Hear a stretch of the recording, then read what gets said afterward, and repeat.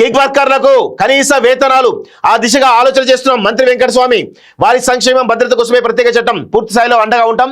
Gig వర్కర్ల బిల్లుకు 12 cabinet లో ఆమోదం. చట్టం అమల్లోకి వచ్చాక అగ్రిగేటర్స్ యూనియన్లన్నీ లేబర్ డిపార్ట్మెంట్ పరిధిలోకి వస్తాయని వెల్లడి. గిగ్ వర్కర్స్ అగ్రిగేటర్స్ ప్రజలతో మంత్రి భేటీ, డ్రాఫ్ట్ బిల్లుపై చర్చ అంటూ చూస్తా ఉన్నాం. సో గురువారం సెక్రటరియట్ లో మంత్రి వివేక్ వెంకటస్వామితో సమావేశమైనటువంటి గిగ్ వర్కర్లు మరియు అగ్రిగేటర్స్ ప్రతినిధులు అంటూ చూస్తా ఉన్నాం. సో ఎవరైతే జెప్టో కానీ, జొమాటో కానీ, స్విగ్గీ కానీ, ఇక రకరకాల యాప్లు ఉంటాయి కదా, అమెజాన్ కావచ్చు, వీళ్ళందరూ ఏవైతే డెలివరీ బాయ్స్ ఉంటారో వీళ్ళని గిగ్ వర్కర్స్ అంటారు. సో వీళ్ళకు సరి అయినటువంటి భద్రత లేదు. ఆరోగ్య భద్రత కావచ్చు, లేకపోతే రకరకాల భద్రత ఏవైతున్నాయో ఆ భద్రత లేదు.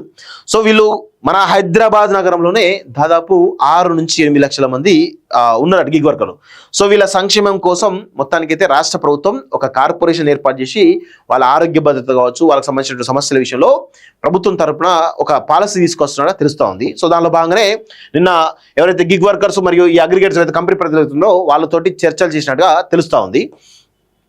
గిగ్ వర్కర్లకు పూర్తి స్థాయిలో అండగా ఉంటామని, అందులో భాగంగానే వారి సంక్షేమం భద్రత కోసం ప్రత్యేక చట్టం తీసుకొస్తున్నట్లు కార్మిక మైనింగ్ శాఖ మంత్రి వివేక్ వెంకటస్వామి తెలిపారు. ఈ నెల 12న జరిగే రాష్ట్ర కేబినెట్ సమావేశంలో డ్రాఫ్ట్ బిల్లుకు ఆమోదం తీసుకుంటామని ఆయన వెల్లడించారు. గిగ్ వర్కర్స్ అగ్రిగేటర్స్ ప్రజలతో గురువారం సెక్రటేరియట్ లో మంత్రి వివేక్ సమావేశమై డ్రాఫ్ట్ బిల్లుపై చర్చించారు. అనంతరం మీడియా సమావేశంలో ఆయన మాట్లాడారు.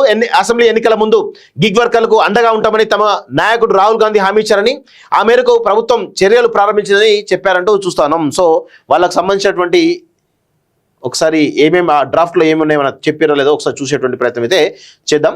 గిగ్ వర్కర్లకు కనీస వేతనాలు వచ్చేలా అగ్రిగేటర్తో మాట్లాడి నిర్ణయానికి రావాలని రాహుల్ గాంధీ చెప్పారని, ఆయన సూచన మేరకు వర్కర్లకు న్యాయం చేసే దిశగా ముందుకు వెళ్తున్నట్లు మంత్రి వివరించారు.